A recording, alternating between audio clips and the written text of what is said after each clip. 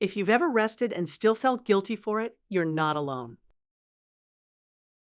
And more importantly, there's nothing wrong with you. A lot of people assume that if they feel tired, it must mean they're lazy, unmotivated, or not trying hard enough. But that belief didn't come from your body. It came from the world around you. Somewhere along the way, many of us learned that rest has to be earned, that slowing down means you're falling behind, that if you're not producing something, improving something, or pushing through something, then you're doing life wrong. So even when we finally sit down, even when we finally lie down, there's this quiet tension underneath it all, a voice that says, you should be doing more, a sense of guilt that creeps in instead of relief. And that guilt alone is exhausting. What most people don't realize is that feeling tired after resting doesn't mean the rest failed. It usually means the body never fully felt safe enough to recover in the first place. This isn't a motivation problem. It isn't a discipline problem. And it isn't a character flaw. It's often a nervous system that's been living in survival mode for a very long time. In this space, we're not going to talk about pushing harder or fixing yourself. We're going to talk about why your body reacts the way it does and why rest, real rest, has nothing to do with laziness. If this already feels like a relief to hear, you're exactly where you need to be. Why rest feels wrong. For a lot of people, rest doesn't feel wrong because of anything they personally did. It feels wrong because of what they were taught. We live in a culture that quietly ties worth to productivity. From a very early age, many of us learned that being busy meant being valuable, that doing more meant being better, and that slowing down was something you did only after everything else was handled. Over time, that message gets internalized. It stops sounding like something society says, and it starts sounding like something you believe about yourself. That's where the thought, I should always be doing something, comes from. It shows up when you sit down and immediately think about what you're not getting done. It shows up when rest feels uncomfortable instead of restorative. It shows up when you measure your day not by how you feel, but by how much you produced.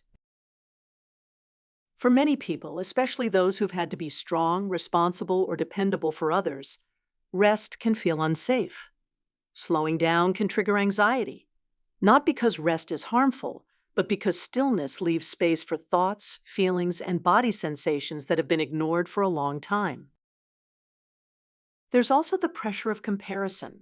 Seeing other people appear busy, successful, or constantly moving forward can make rest feel like falling behind. Even when your body is clearly asking for a pause, your mind may still be running on someone else's timeline. None of this means you're weak. It means you adapted. You adapted to a world that rewards output more than well-being. You adapted to expectations that didn't leave much room for rest. And your body learned to stay alert, just in case slowing down came with consequences. Understanding this matters because it shifts the conversation. Instead of asking, why can't I relax? The question becomes, what taught me that rest wasn't safe? And once you start asking that question, rest stops feeling like a personal failure and starts looking more like a learned response that can gently be unlearned. What's happening in the body? To understand why rest doesn't always restore energy, it helps to look at what's actually happening inside the body. When the body is under stress, emotional, mental, or physical, it shifts into a state of alertness. This isn't something you consciously choose. It's automatic. The nervous system is doing what it was designed to do, keep you safe. In that state, the body prioritizes vigilance over restoration. Muscles stay slightly tense, breathing becomes shallower, the mind stays active, scanning for what needs attention next. Even when you sit down or lie down, The body may still be operating as if it needs to stay ready. That's the difference between a stressed body and a recovering body. A recovering body slows its breathing naturally. Muscles soften, digestion improves. The nervous system gets the signal that it's okay to shift out of high alert. This is the state where true energy restoration happens. But when someone has been under prolonged stress, whether from responsibilities, emotional strain, illness, or simply being on all the time, the body can forget how to make that shift easily. Alertness becomes the default. This is why you can sleep for hours and still wake up feeling tired. It's why resting doesn't always feel restful. And it's why exhaustion can persist even when you're not physically overexerting yourself. Being always alert uses a tremendous amount of energy. Even without movement, the body is burning fuel to stay prepared. Over time, that constant readiness drains energy reserves and leaves people feeling worn down, foggy, or emotionally flat. None of this means your body is broken. It means your nervous system has been doing its job for a very long time. The important thing to understand here is that recovery isn't just about stopping activity. It's about helping the body feel safe enough to let go of constant vigilance. Once you see fatigue through this lens, it becomes easier to approach rest differently, not as something you force, but as something you allow. And that understanding sets the stage for the next important distinction: the difference between simply resting and actually recovering. Rest versus recovery. One of the biggest misunderstandings around energy is the belief that rest and recovery are the same thing. They're not. Rest usually means stopping activity, sitting down, lying down, turning things off. And while rest is important, it doesn't always lead to recovery, especially if the body is still holding tension underneath the surface.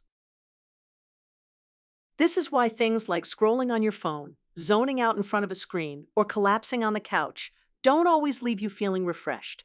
On the outside, it looks like rest, but internally, the nervous system may still be overstimulated.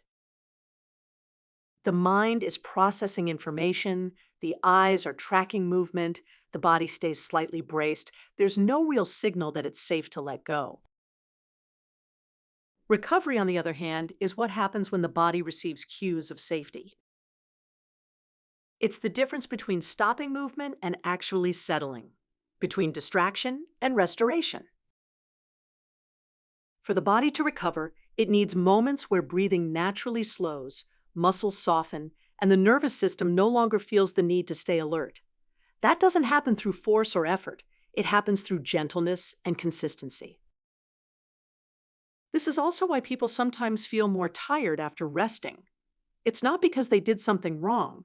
It's because the body finally has a chance to notice how exhausted it really is, once the distractions are gone.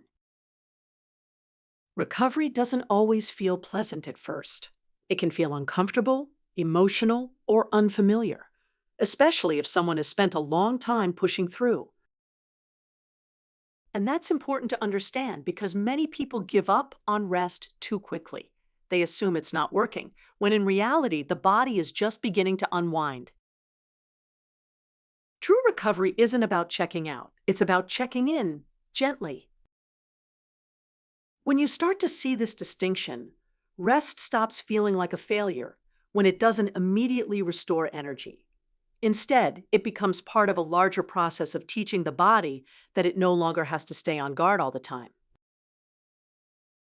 And once the body begins to feel that sense of safety, energy doesn't have to be forced. It starts to return naturally. Why pushing makes it worse? When the body is tired, most people don't slow down. They push harder. They tell themselves to power through, to ignore the signals, to handle what needs to be done now and rest later. And for a while, that can seem like it works. But over time, pushing through exhaustion comes at a cost. Fatigue is not just a lack of energy, it's communication. It's the body saying that something needs attention, whether that's rest, emotional processing, or a change in pace. When those signals are repeatedly ignored, the body doesn't stop sending them, it just gets louder. That's when exhaustion deepens. Instead of simple tiredness, people start to notice brain fog, irritability, trouble focusing, emotional numbness. Small tasks begin to feel overwhelming, not because someone is weak, but because the body has been running without adequate recovery for too long. There's also an emotional toll to constantly overriding fatigue. When you repeatedly tell your body to keep going despite discomfort, you can start to feel disconnected from it. Trust erodes. You stop believing your own signals, and that disconnection makes it even harder to recognize when rest is actually needed. For many people, pushing through isn't a personal choice. It's a survival strategy. It's what allowed them to meet responsibilities, care for others, or get through difficult seasons. And that deserves acknowledgement, not criticism. But strategies that help us survive one chapter of life don't always support us in the next. Over time, constantly pushing past limits teaches the nervous system that there is no safe stopping point. The body stays in a state of readiness, even during moments that are supposed to be restful. That ongoing tension drains energy reserves and makes recovery harder to access. This is why simply trying harder doesn't restore energy. Recovery begins when the body learns that it doesn't have to override itself anymore, that it's allowed to respond honestly, and that slowing down won't lead to harm. Understanding this helps shift the focus from forcing energy to return to creating conditions where energy can rebuild naturally. And once that shift happens, exhaustion stops feeling like a personal failure and starts making sense as a message that's been waiting to be heard. How people used to recover. For most of human history, recovery didn't happen in isolation. It was woven into daily life. Before constant stimulation, before round-the-clock demands, and before productivity became a measure of worth, people lived at a slower pace, not because life was easier, but because rest was necessary for survival. Daily rhythms included natural pauses. Work rose and fell with daylight. Tasks were shared. Responsibilities were spread across families and communities rather than carried by one person alone. Rest wasn't something you scheduled at the end of exhaustion. It was built into the flow of the day. Recovery also wasn't framed as something you had to earn. There were moments to sit, to talk, to be still, to tend to simple, grounding tasks that allowed the body and mind to settle without needing to be productive in the modern sense. Community played a large role in this. When people weren't expected to carry everything alone, the nervous system didn't have to stay constantly alert. Support was visible, help was nearby, and that sense of shared responsibility signaled safety in ways the body could feel. This doesn't mean life was peaceful or stress-free. People faced hardship, uncertainty, and loss. But recovery happened through rhythm, connection, and repetition, not through pushing harder or ignoring limits. Many of these recovery practices weren't labeled as wellness. They weren't optimized or measured. They were simply part of how life was lived. Over time, as life became faster and more individualistic, many of those natural recovery cues disappeared. Rest became something squeezed in rather than something supported. And the body was left trying to regulate itself in environments that no longer slowed down. Remembering how recovery used to happen isn't about romanticizing the past. It's about recognizing that the body still responds to the same signals it always has. Slower rhythms. Predictability. Shared care. Moments of pause. Those signals haven't changed, even if modern life has. Understanding this helps people stop blaming themselves for struggling to recover in a system that no longer supports it. and it opens the door to reintroducing gentler rhythms in ways that fit today's reality. What recovery looks like today. In today's world, recovery doesn't look the same as it once did, and it doesn't have to. Most people can't slow life down completely. Responsibilities still exist, work still needs to be done, bills still need to be paid. So real recovery today isn't about escaping modern life. It's about working with your body inside it. One of the biggest misunderstandings about recovery is the idea that it has to be dramatic or time-consuming, that you need long breaks, perfect routines, or an ideal environment for it to count. But for a nervous system that's been on high alert for a long time, recovery often begins in very small, consistent ways. It looks like moments where you stop pushing and start listening. It might be noticing when your breathing is shallow and allowing it to slow naturally. It might be pausing before immediately moving on to the next task. It might be letting your shoulders drop instead of holding them tight without realizing it. These moments don't fix everything all at once, but they send an important message to the body. You don't have to stay on guard right now. Gentle recovery is not about forcing relaxation. It's about creating conditions where the body can settle on its own. And that's why consistency matters more than intensity. Doing a little regularly teaches the nervous system that safety isn't temporary, that rest doesn't disappear the moment you stop paying attention. Over time, those small signals add up. It's also important to let go of comparison here. What helps one person recover may not work for someone else, and that's okay. Recovery is personal because nervous systems are shaped by individual experiences. The goal isn't to copy someone else's routine. It's to build awareness of what helps your body feel steady. And when recovery is approached this way, gently, patiently, without pressure, energy begins to return in ways that feel sustainable rather than forced. Not all at once. Not overnight. But steadily. This is what real recovery often looks like in modern life. Quiet, subtle, and deeply respectful of the body's pace. As we bring this conversation to a close, it's important to return to where we started. Rest is not laziness. If your body has been tired for a long time, it doesn't mean you've failed, it doesn't mean you haven't tried hard enough, and it doesn't mean there's something wrong with you. It often means your body has been carrying more than it was meant to carry, without enough opportunities to recover. So if rest has felt uncomfortable, frustrating, or even ineffective at times, that doesn't make you broken. It makes you human. And it makes sense in a world that rarely slows down long enough to support real recovery. Energy doesn't return through pressure. It doesn't come back through guilt. And it doesn't rebuild itself through constant pushing. It returns when the body feels safe enough to soften. That safety isn't created all at once. It's built gradually, through permission, through awareness, and through moments where you choose to listen instead of override. If there's one thing to take from this, let it be this. You don't have to earn your rest. You don't have to justify it.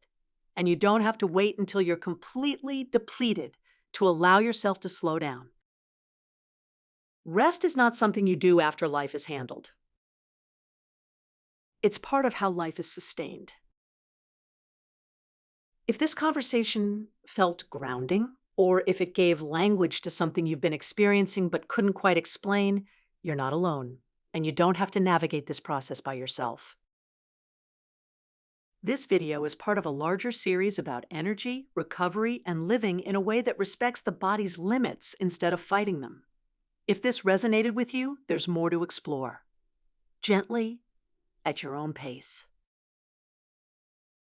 For now, take a breath. Let your shoulders soften. And remember that slowing down isn't giving up.